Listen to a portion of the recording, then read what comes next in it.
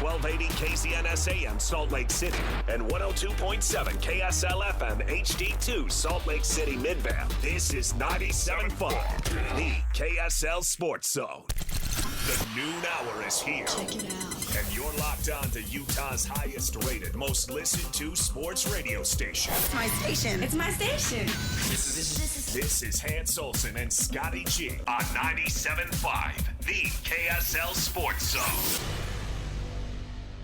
Hey, let's get it. It's game week, folks. Hans and Scotty, 97.5, the KSL Sports Zone. We're all in a great mood. We're fired up. We're ready to go. Let's do it. Nobody's in a great mood. Lloyd already cussed at us.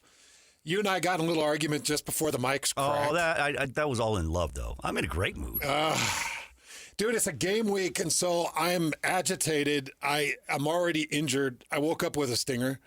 Yeah, dude, I've got my vertebrae is jacked. If I had to play an actual game right now, I would probably be tapping my helmet after 2 plays. Wow. I'm injured. You need that, what is it, Toradol? No, I need the Midol is what I need. Because I am just a big old crybaby. I can't do it anymore, man. My body is so weak. Stop it. I complain about everything. I'm whiny. You deal with it. Don't act like you don't know and you don't deal with it. You see me sometimes and you're like, oh, geez, he's a whiny crybaby. No, but I do know, like, you push yourself probably harder now than in our whole 14 years of doing a show. Oh, with exercise? With weights and exercise. Yeah. I do. I'm running way too much. And I'm feeling weight fall off now that I'm like, I kind of want that back. Oh, really? Yeah, I'm losing strength. And yeah. I feel like my bench is taking a step back. So I don't know what to do, Scotty. I think I might just start eating more. Might start carb loading. Hey, I offered, man. I made the biggest batch of smoked mac and cheese over the weekend. Mac and cheese death. And it was, this thing was a massive pan. And Is it Clay's recipe? We didn't make hardly a dent in it. Lloyd, would you like some? I'll bring some in for you tomorrow if you want. I would absolutely love some. Okay. That'd be great. Thank you. It's the best. And I didn't even ask about the other thing that I made was an equal size of cobbler. Yeah, no. Yeah, so don't do that to me. I knew the cobbler was off limits, but I thought maybe the mac and cheese you might go for. Some extra cobbler. That. Is it smoked too? Smoked cobbler? It was cooked on the smoker, yeah. Oh my gosh. So, Scotty, I'm into this new craze, man. I can't stop cooking pizzas in my rock box. Homemade doughs. Oh, yeah. And doing calzones and pizzas in the rock box. I need your dough recipe. Amanda found the dough recipe of all dough recipes. I can never find a good pizza dough recipe. Oh, my gosh. Oh, let me get it to you. Oh, yeah, please because do. it's a 7 to 8 hours rise process. So in 7 to 8 hours, you're ready to go. So you make it in the morning, and then you do your pizzas in the evening. And we just did fresh pizzas out of the rock box yesterday, and it just makes your eyeballs roll in the back of your head. Fresh tomato sauce, fresh grated mozzarella. I do just because it's the base, I do a pepperoni, onion, and jalapeno, a candied jalapeno, and you know where I get those. Oh, yeah, absolutely. So it's pepperoni, onion, candied jalapeno, and then I do just a little stripe of that spicy honey. There you go. Oh, it's so good. It is the classic pizza. It's the classic game day pizza. Anybody out there that's like, oh, what could I do to be unique for game days? Get yourself a rock box. And all that rock box is, they call it a rock box because it has a big stone in the bottom of it. And it uses propane. It heats the stone up to about 800 degrees surface temperature. It heats the rock box up to about 850, 900 degrees internal. And it does take a minute. You got to get used to cooking with it, but I've dialed that in because you got to get your stone to about 800 degrees. You want the surface 700 to 800 degrees, and then you want the internal to sit where you can watch your toppings bake, and you don't want to burn the cheese, but you want to make sure you're cooking the whole dough. And Scotty, I got it dialed in, buddy. Oh, nice. And it's 2 minutes. It's 2 minutes of pizza. So everybody makes their own individual pizza. Some want more sauce. Some want more, like a deeper, thicker mozzarella. I decided I'm going to do a calzone, so I loaded it with mozzarella, folded it over, loaded with pepperoni and onion and jalapeno, and then dipped it down into that fresh tomato sauce. It's just So you're able to get that even crust around the whole thing? Because sometimes that's tough with a calzone. And with this rock box, when you heat that stone the right way, you can get a nice crisp. Yeah. And I'm talking all the way to the middle. So when you cut it, your mozzarella goes over the top. You still have a nice layer of sauce, but you've got that hard, like that crispy crunch. You just gotta have the right dough, the right heat on the stone, and you can make yourself the best pizza you've ever had. Now we're talking. But the problem is, it's loaded with calories. So yesterday I got done, and I'm like, that's embarrassing. That is really embarrassing what I just did to myself. No. Yeah, full pizza and a calzone, all by my lonesome. Hey, and then you ran for 20 miles this morning and lifted essentially the size of a Subaru. It all balances out. Hopefully I burned out some of it. How was your week? Bar Dub. I got to tell you about Bar Dub. I know you're heading there tonight. Yeah. Now, this is, by the way, perks of having this job. yes, This is a perk. this is a absolute perk. Bart and the crew at Bar W, they're doing essentially a soft opening of their burger joint. It's called Bar Dub. It's going to be in the same building as the steak restaurant, which will be open here in a month or so. And they hope to be open here very soon. No specific date yet, but I imagine it's within a week, maybe 2 weeks tops, that this place is going to be open in Nephi. And my wife, Brooks, and I went down, and I am telling you. No, Broad? Practice? Broad wanted to go to the Bountiful game. So he went to the Bountiful game with his buddies on Friday, and we went down, and it was phenomenal. I mean, it is. They've got the milkshakes, they've got the donuts, they've got all kinds of pastries. Did they have the Spud Nuts rocking? They had the Spud Nuts rocking, and did you eat one? No, I did not. Did Brooks? Yeah. Yeah. It looked fantastic. Oh my gosh, the Spud Nut. For those of you who don't know, Spud Nut, they use potatoes. It's basically a donut. Yeah. They use potatoes. The potatoes keep it extra soft, really fluffy. And then it's just a nice smooth glaze that they typically put. Was it a dip glaze or a top glaze? Just a dip glaze. Yeah. But they had a bunch of different toppings. Okay. You're absolutely going to love them. And then I got a mushroom sirloin sliders. And they had these caramelized caramelized onions on top of this sirloin steak, and they put it in a slider. And there were two of these sliders. The bun on is top fantastic. of sirloin steak. Yeah, not ground. No, now just a piece of sirloin. It was a thin piece of sirloin with these onions on top of it. Huh. Oh my gosh, it was incredible. And they've got the fried pickles. They've got incredible fries. They've got the crosscut fries. Using tallow to cook their fries? Using beef tallow to cook the fries. Beef tallow. They spared no expense. This place is phenomenal, and I know it's in Nephi. It's a little bit of a drive, but you know what? My wife and I and my son, we had a great time. Driving down there, listening to some music, having a good time, and my wife got a burger and this is her burger to a T. Like, she could not have designed a better burger. And I understand this may not be for everybody, but this just goes to show you the creativity that they have. I talked to the chef down there, and he has an Aussie burger that has beautiful ground beef, cheese, bacon, pineapple, fried egg, and a beet. All on one burger. Fried egg, beet, bacon. Did you say onion ring? And no onion ring, but a pineapple. Yeah. Holy crap! But you didn't do that one. No, I did not do that one because I'm not a big fan of pineapple. And I understand they understand. And a beet. And I've never heard of a beet. My wife loved it. Now this is up my wife's alley. She loves that kind of stuff. Me, no, not necessarily. I just want cheese, bacon, pickles, and burger. Yeah. And they have that as well. But that's the crazy thing. They're getting so creative. They can mix and match all different kinds of things on your burger. Well, I'm excited to get down there. I'm headed out this evening, and I think I'll probably do the sirloin because you know how I feel about those sirloin sliders. Yeah. I love the sirloin so much, man. And you know what? The kind of effort they put into having the bun, people don't really put a good emphasis on buns these days when it comes to burgers. Yeah. And it was incredible.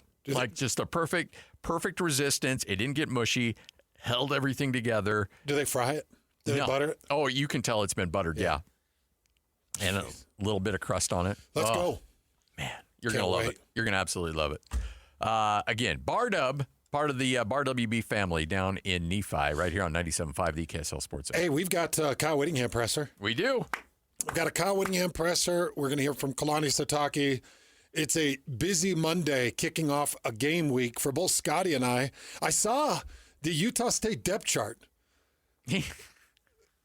So, interesting stuff there that we might get into. Lloyd, did you see the depth chart for Utah State?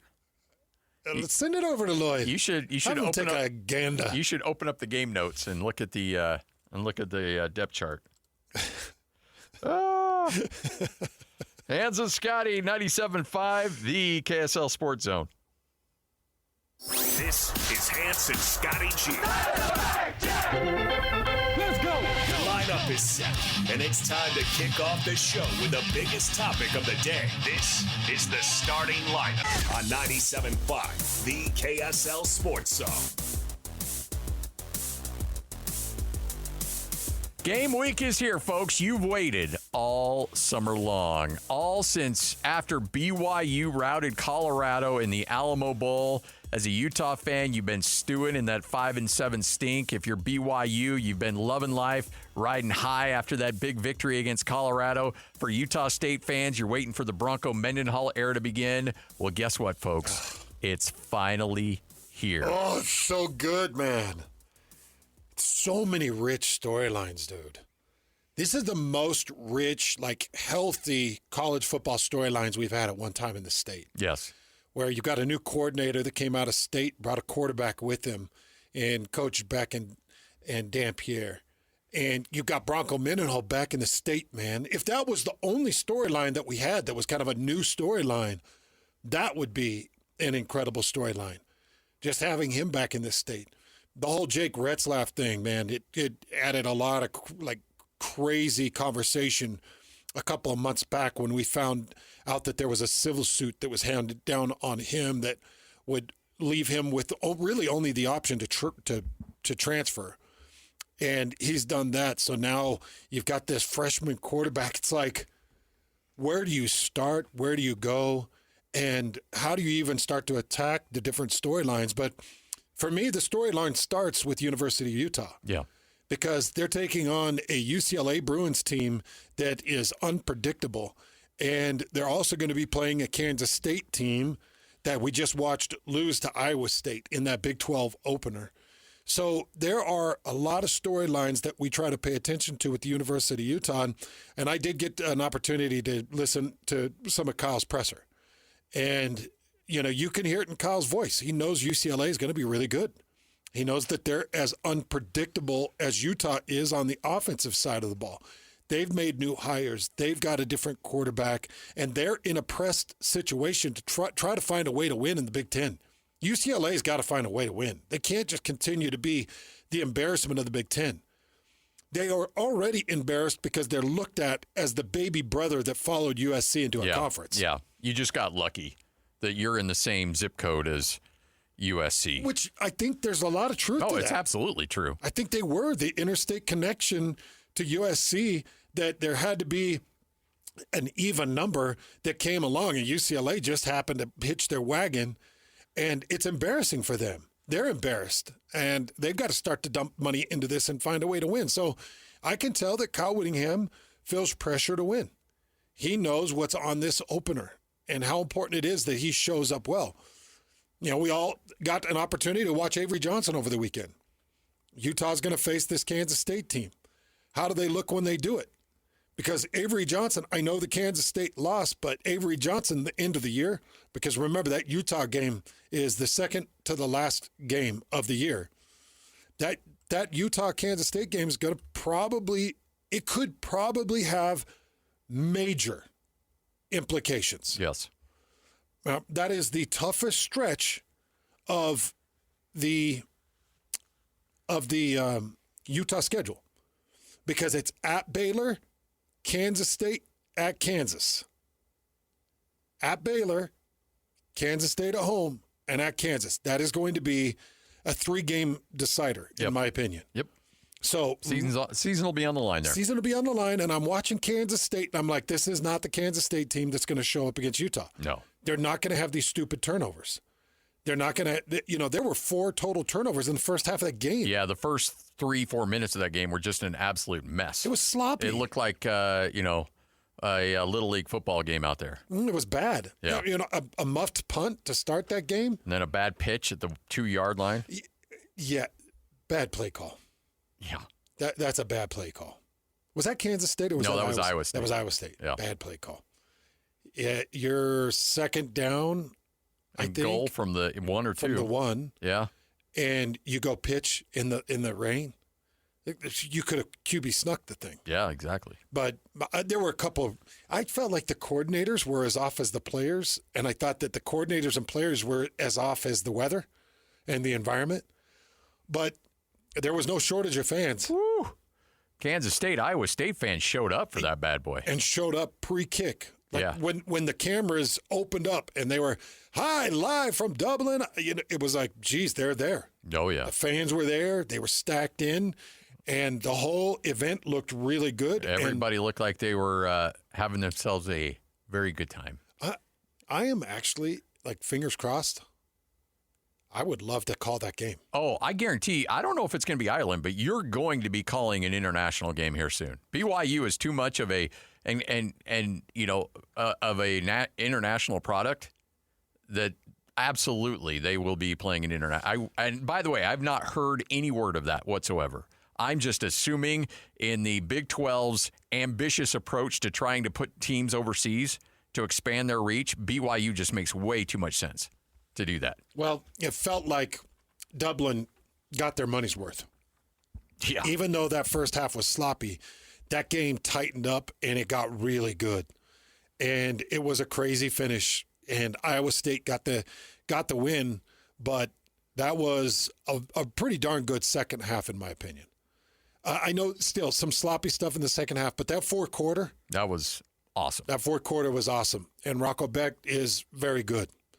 And I think both these teams, even though they didn't show as well, both of these teams had aspects that I really liked of them. So Utah plays Kansas State. BYU plays Iowa State. In fact, I just got my flights set for Ames, Iowa. So going to be flying into Ames here in a few weeks. And I will tell you, Scotty, that as much as I love the Big 12, some of these locations are just random, tough to get to. It's nice. They're random and tough to get to. Yeah. But I do love the Big 12, man. I love to make up the Big 12.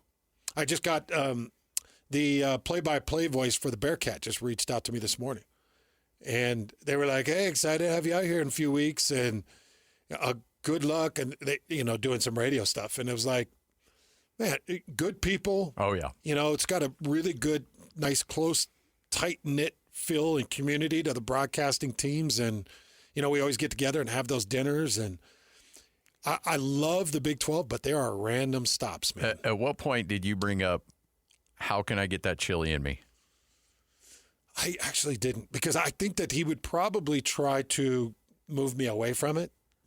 Because there's so much criticism of that chili. There's so much criticism. A Skyline chili, for those of you that haven't had it. Cincinnati staple. Yeah, there's a lot of criticism of it. Hey, you know what? To each their own. We have funeral potatoes. They have Skyline chili. But I'm going to go smash some Skyline chili. And spaghetti and everything, right? I'm going to do the dogs and spaghetti. 'Cause when I go, I'm just going to go. Yeah. And I'm going to do it 4 ways, which means onions, the cheese, the mustard, and something else. I can't remember. There's one other topping on it. But what caught you? What caught your interest in this weekend's games? To me, obviously, I was dialed into that Iowa State game, and to me, the thing that really jumped out to me is we'd been talking all summer long about quarterbacks and how the Big 12 is going to be loaded at quarterback, and it was like, yep, there you go. There you go. You saw 2 really good quarterbacks on display that are going to make a lot of teams miserable throughout the year. And did both of them play up to the standard that they'd hoped for? Not really. No. Especially Avery. Avery Johnson. Had some good numbers, but the game was not his style game. No, it wasn't. And he's not going to play like that. And, he and his family, they always have a punching chance of getting things right in the right direction. So it'll be interesting to see how they pull through some of this. And it should be interesting to watch, for sure. Oh, geez. Yeah. We'll talk about that at the back end of this thing. Holy cow. Speaking of doubling, getting their money's worth. Geez, they got a free pay-per-view. I know, right? That's bad. It's a bad look. It's a Dude, bad if look. my brother and my dad were caught on video fighting, could you imagine? Oh, no. This makes quarterback for Kansas City. Oh, Patrick Mahomes. This makes Patrick Mahomes Sr. look like a saint. Yeah. Yeah, it makes me sick, honestly. And at first it was like, oh, his dad's getting into a fight. And everybody's like, wait a minute. That's his brother. Whose dad was it that took all the money? Was it Bubby Aber? Brister? No, it was Bernie Kosar. Oh, Kosar. This makes Kosar's dad look like a saint. Yeah. I mean, I can't even imagine. You're waking up, like you just played a hell of a game in a tough environment, and you had a tough outcome, and you're getting a call from whoever's Doug Hoffman or Brett Pine or, whoever's making the call. And they're like, we got a situation. Hey, Harris, you got to come in here. Clark and Ryan had a really bad dust up on the streets of my Dublin. Clark, my Ryan? Dust up on the streets of Dublin. What do you mean? Did they fight a couple of Irishmen? No. Did they fight a couple of Iowa State fans? No. Well, who did they fight? They fought each other. Oh, and it was the big storyline throughout the whole weekend. Sadly, it was. All right, Hans and Scotty right here on 97.5, the KSL Sports Zone. Complete game coverage of the Cougars is right here on the KSL Sports Zone. The Cougars open the season at home at LaVell Edwards Stadium as they welcome in Portland State. Your home for the best coverage of Cougar football is right here on 97.5, the KSL Sports Zone. This is Hans Olsen and Scotty G, presented by Mountain Land Supply on 97.5, the KSL Sports Zone. Woo! Hans Olsen, Scott Gerard, 97.5, the KSL Sports Zone. It's a good game week. Lloyd knows music right there, Lloyd. Lloyd knows how to put my guy in a good mood. Hey, make sure to join us. It's Cougar Preview Shows kicking off this week, all brought to you by Beehive Mills. She got the way to move me. I love those Beehive Mills, too. Yes, sir. Delicious, nutritious, good, hearty, hot and warm, ready when you need it. Let's go. All fresh cut veggies, fresh cut and pressed meat that all cooks slow in that slow cooker. It all melds together. Delicious stuff. Beehive Mills are delicious. Yep. Go to beehivemills.com. That's beehivemills.com. Well, it is game week. You did see some other teams in action that were your future opponents. Yeah. Stanford. Hello. Slightly better than Portland State. Slightly? Dude, Tarleton ran for 301 yards on Portland State. Yeah. The Tarleton State Texans ran for 301. They averaged 7.9 yards per carry. That's pretty good. Now, Trey Page ran one for 89 yards. There was an 89-yard run, but still 7.9 yards per carry against Portland State, BYU's first opponent. So that kind of sets BYU up a little bit. Yeah. It's like, well, you better look better than Tarleton State. Well, not really. Not really. You just need to get the right reps and play the right guys and make sure you're getting the right experience and you're brushing up with a freshman quarterback and getting ready for a Stanford team that is putrid. Their quarterback was putrid. Putrid, I think, is about the right way to say it, yeah. Ben Goldbranson was awful. And the only person or persons that I saw that were worse were the two offensive tackles. Yeah. Just like there were turnstiles. Dude. So I took a bunch of video and I started to release it. And then I was like, oh, Uncle. Yeah. I started to delete it. Delete. Because I don't want that call. No, that would not be a friendly phone call. No. So I was like, you know what? I'll keep all this information to myself. So when we're running BYU and Stanford pregame show in 2 weeks, I'll have that information. But the offensive tackles were bad. And Hawaii knew all they got to do is take out Sam Rouge. Yes. That's it. Yep. Stanford's got 2 tight ends that are really good, and my cousin is one of them. And he is a beast. He's an absolute monster. But Hawaii said, all right, take everything you got, throw it at Sam Rouge, and we'll see if Stanford could do anything else, and they couldn't. Stanford's bad. And Hawaii gifted Stanford 10 points to start the game. Oh, yeah, absolutely. By the way, I learned something new. Well, no, I knew this. I was just refreshed in it, which happens in football a lot. You can't fair catch off the bounce. Oh, yeah. Once that thing hits the ground, it's... Can't fair catch off the bounce. Nope. And Hawaii learned that the hard way. Yes, they did. Because their returner watched it bounce, stepped close to the sideline, waved his arm while it was up in the air, and caught it, and then was promptly tackled on the one, which led to a sack fumble in the end zone and a quick Stanford 7 points. Yeah. And then after that, the points were very, very tough to come by for Stanford. Yeah, after that, Hawaii, and this is not a particularly good Hawaii team either, but they get the late field goal to beat Stanford 23-20. And Alejandro, the quarterback, was jacked. His knee was broken. I don't even know how he was playing. No. He was hampered and hobbling, and his main go-to is his ability to break the pocket. And you saw it. He would try to break the pocket, and his leg would like wobble, so he'd fall down because his leg was so unstable. Yeah. But that Alejandro is not a world beater. No. And Stanford was thumped soundly. So you got Stanford losing, and then you've got you go down the list and you see Portland State.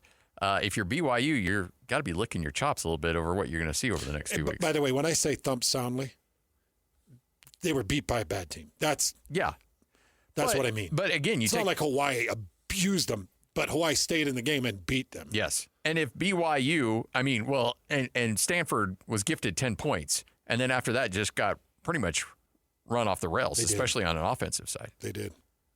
So I don't think you're off in that characteristic at all. Yeah, they mustered up another 10 points after that. BYU's opponents, all 3 lost this weekend. Kansas State, Portland State, and Stanford. So, you look at BYU, the way BYU starts, it couldn't be better for them in a Bear Bachmeier quarterback situation. And honestly, I think that may have had something to do with it. I bet there was enough advanced scouting that BYU did on Stanford to think, okay, you know what? We can ramp this up for Bear Bachmeier.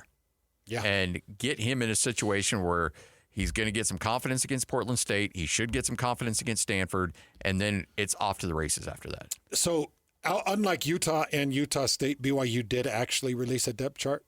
You want me to go through it real fast? Yeah, let's do it. Bear Bachmeier, starting quarterback. L.J. Martin, running back. Chase Roberts, Parker Kingston, and JoJo Phillips, your receivers. Carson Ryan, number 1 tight end. Kia Need is a kid that people are going to learn about. Spencer Need's nephew. Okay. You remember Spencer? Yeah. Spencer was great on that. He came right after. I was going to say, transferred in. Did you not overlap with him? For some reason, I thought you did. No, missed him. I think was he a part of that 2001 run with Dolman? I believe so. Yeah. So Spencer Need's nephew, Kian Need, who's 6'5", 260, big kid, great looking kid. Your offensive line: Isaiah Jada, Waylon Lapuahu, Bruce Mitchell, Austin Leusa, and Andrew Gentry. So there's your offense. Your defense is Vilma Poha, with an oar between him and Bodie Schoonover. I know in the media observation that I've had, Bodie Schoonover's had some plays. Yeah, we've heard him being talked about a lot. But Vilma Poha looks more the part. He's 6'3", 275. He's great looking. But good depth, athlete. For sure. Good depth. Keanu Tanavasa and John Tamaipiu are your starting tackles. Logan Latui is your starting DN on the other side. So Logan Latui has grabbed the start. And then a guy that you are going to see is Hunter Clegg. So people might wonder why they know that name. In-state defensive end product. Committed to Utah, right, Lloyd?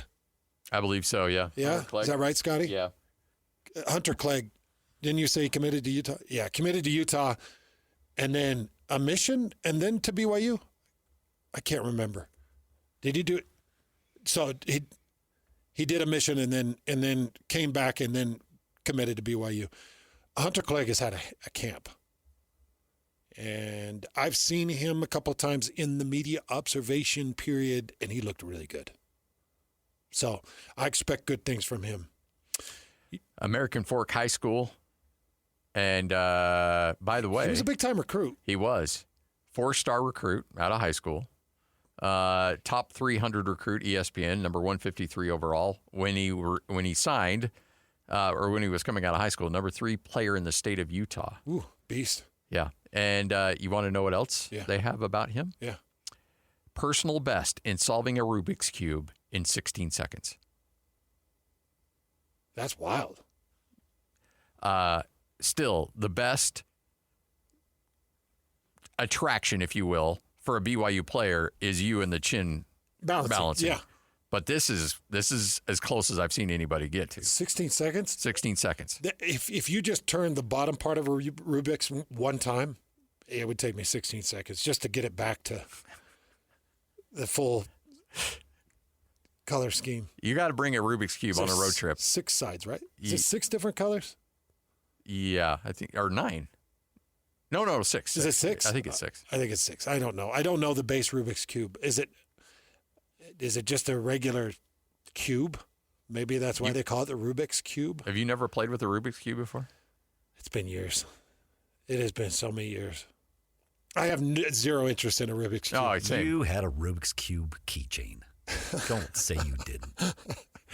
No, I didn't. I definitely did not. So Hunter Clegg will definitely get some rotation. Your linebackers, Isaiah Glasker, Siale Acer, and Shea Bryant Struther. You've heard me talking about Shea Bryant Struther. Yeah, you have. People are going to see a lot of the UCLA transfer. I think he's going to play a lot, and I think he's going to be pretty good. And then Jack Kelly. And your defensive backfield, Raider Demooney or Falatal Satowala, Tanner Wall, Tommy Parasis starting nickel. I thought that was an interesting That is an interesting one. They are going to run some nickel, and Tommy Parasis getting a lot of play. Evan Johnson at one corner and Maury Bamba at the other corner. Therian Alexander and Jane Dunlap are your rotators at corner. So that's your starting offensive and starting defense for BYU. And by the way, thank you, Kalani. Thank you, Kenny. Thank you and the crew down at BYU for providing a depth chart. Kind of nice, isn't it? It is. Who knew that would be a rarity these days? Parker Kingston will be returning kicks and punts. Cody Hagan and Tiger Bachmeier are backups. Remember, Tiger had a punt return for a touchdown last year. Yeah, he did. Yeah, but BYU replaced it with a bunch of oars, right? There's a bunch of oars on the depth chart, right? Not a lot of oars. No. Oh. There's just a couple. No, your starting offense doesn't have an oar. I mean, there's one on offensive line with Waylon Apoawa and Sonny Makasini, but I think that's just Waylon. But your starting offense is set. There are a couple on starting defense, one on defensive end, and one on safety. That's it. So that's pretty solid. It's pretty set in granite, looks That's like. nice. Yeah, because remember, that was Kalani. Kalani would add a bunch of different positions, like Belsarian back. Yeah. And then 4 oars. It's like, what is this? Trying to create a depth chart on those guys or a spotting board? Well, if we go to our Belarus offense, then what we like to do is have a ground and pound fighter as a Belarusian. And it's like, stop it. Just it's football. It's a fullback and a halfback. Starting lineup, they would have a 2 deep with 16 positions on defense. Yeah. It was great. It was very classic. But I kind of feel like this depth chart is like, you guys can go ahead and be cute. But here's our depth chart. Yeah, this is what we're doing. Stop it. We understand. We know we're going to tell you exactly what we've got going on. It's up to you to try to stop it. The depth chart's nice. It is. There's a lot of talent here. I just like. There's a lot of talent on this depth chart. So this is what I love about Utah State is that Bronco, and you look at their game notes, and people have tweeted it out. You look at their game notes, they actually have a sheet for the depth chart, and it's blank. Yeah. Now, Utah just didn't have it, just didn't include the sheet. They just took the sheet out. But Utah State put it in theirs, and it's blank. And it's I think somebody's going to probably come to the table and say, so... You make the call. You make the call. You decide. You write your own in. Yeah, it's like, What you know you what? think? You want to write in? They hand them out with pens, and you can just kind of fill in what you think it'll be. It's like a contest. Download. What did you guys used to read those books where it was you make the call on the ending? Oh yeah, or a choose your own adventure books. Yeah. Oh yeah, absolutely. Those were kind of fun. All right, 1248. Hans and Scotty. This is 97.5, the KSL Sports Zone. Nobody gets you ready for Utah football more than the KSL Sports Zone. Ready? It's a trip to the Rose Bowl for the Utes as they open the season this Saturday at UCLA. Your home for the best coverage of Utah football is right here on 97.5, the KSL Sports Zone. This is Hans Olsen and Scotty G. Presented by Mountain Land Supply on 97.5, the KSL Sports Zone. Forget you? Okay. Hans and Scotty, 97.5, the KSL Sports Zone. I love this song. I do too. I mean, he may have alligator arms or T-Rex arms, but... Yeah, CeeLo, he's a really strange little arms. Yeah. Speaking of, did you guys see the video I sent you? Yes. Yeah. Did you see my response? Yeah, I did. Man, we send dumb videos to each other. Okay, so I just went through the BYU depth chart. Yeah. Do you guys mind if I give you my best shot at the Utah depth chart? Oh, please do. Lloyd, I'm going to give you my best shot of the Utah depth chart. If you disagree with something I say, please tell me. But I'm going to give you my best shot at the Utah depth chart. Okay? Let's go. Devin Dampier, quarterback. Isaac Wilson, number 2. Okay, I think you need to stop right there. All right. You're going Bird Ficklin. You feel Bird? Okay, carry on. Bird's the starter. Devin Dampier starting. Running back, Wayshawn Parker. Yep. Nakari Rogers, number 2. Wide receivers. Now, this is a little bit more of a guess, but I'm going to go Ryan Davis as the slot. I'm going Tobias Merriweather on an outside, and I'm going a rotator of Larry Simmons, and I think some Nate Johnson. Okay. And then your other receiver, if you're going a 4 or 5 set, would be Creed Whitmore. So that's my best guess at the receiving situation. Tight end, Dallin Bentley. I'm going to go Hunter Andrews or Otto Tia, number 2. Okay. Okay. Offensive line, Caleb Lomu, left tackle. Tanoa Tagai, left guard. Jaron Kump, center. Michael Mokofisi, right guard. Spencer Fono, right tackle. I don't know about the Fano one. Or the Lomu, huh? Yeah, those seem a little iffy. It's okay, so if You're it's going not, out on a limb on those. if it's not them, then it's probably true freshman Nick Halleck. I don't know. Okay, there's your offense. Defensively, this is my best guess. Logan Fano at D end and Cash Dillon at the other D end. You're going to go Cash Dillon. Yep. All right. Aliki Viamahi and Dallas Vakalahi on your D tackles. Linebackers, Lander Barton, Lavani Damuni, and John O. Hall is your linebacking set. DBs, Teo Johnson, and Smith Snowden and Elijah Davis. I'm going to go. Those are your 2 corners and your nickel. And the safeties, Nate Ritchie, and who's the other safety? Lloyd? Is it Rabbit Evans? That's what I thought. It's going to be Nate Ritchie and Rabbit Evans? Yeah. That's my best shot at the starting, for corner. Or is he starting safety? Safety. Okay. So Smith Snowden and Elijah Davis at the corners. Teo Johnson, Rabbit Evans at the safety. That's my best, and Nate Ritchie in there as well. Yeah. That's my best shot.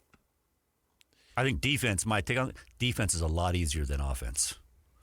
to figure out. I think essentially not. I mean, the offensive line obviously is fine, but the wide receivers. The wide receivers are the ones that are up in the air. Yeah.